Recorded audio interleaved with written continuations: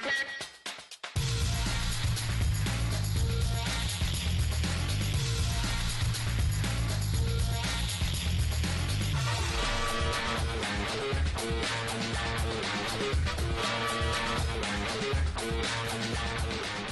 let's go inside and actually take a look at how we make a soft gel from start to finish. First, before we do anything, we have to make sure the quality of the product is perfect. As such, we'll actually do 32 individual tests or steps to ensure the product is pure, safe, and effective for consumption. Once these tests are completed and the quality team gives us the green light, we then proceed to break it down into two parts. First part is we actually create the gelatin. The gelatin is created by taking pellets, which range in size of 1.2 millimeters and 2 millimeters, and melt them down at about 65 degrees centigrade. This is done inside of a 600-liter vat. That's a stainless steel jacketed kettle. This process takes roughly about a half an hour.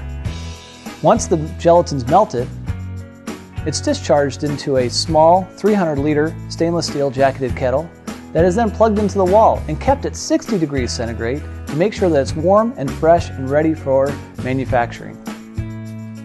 Step 2 is the preparation and homogenization of the fish oil.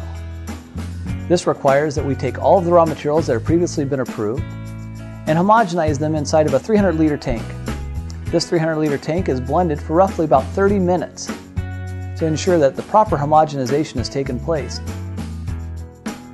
Now we're to step 3, which is the actual soft gel encapsulation. We take part 1, which is the actual gelatin that we've created, and part 2, which is the homogenized fish oil, and we combine them to form a soft gel. Each individual capsule is filled to the proper amount. We'll do roughly 40,000 soft gels per hour, or 1 to 2 million soft gels per day on each one of these machines. After the soft gel is created, we then put it into a tumble dryer. As you can see, there are 5 different tumble dryers that are in process. Each tumble dryer requires 18 minutes of tumbling, and then it rotates to the next dryer. After it's completed through this process, it's actually put onto a tray.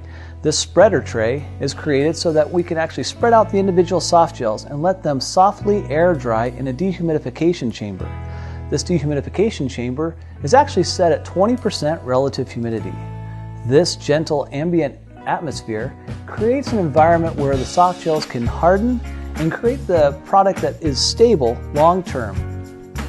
After the dehumidification chamber, we then place the soft gels into a polisher.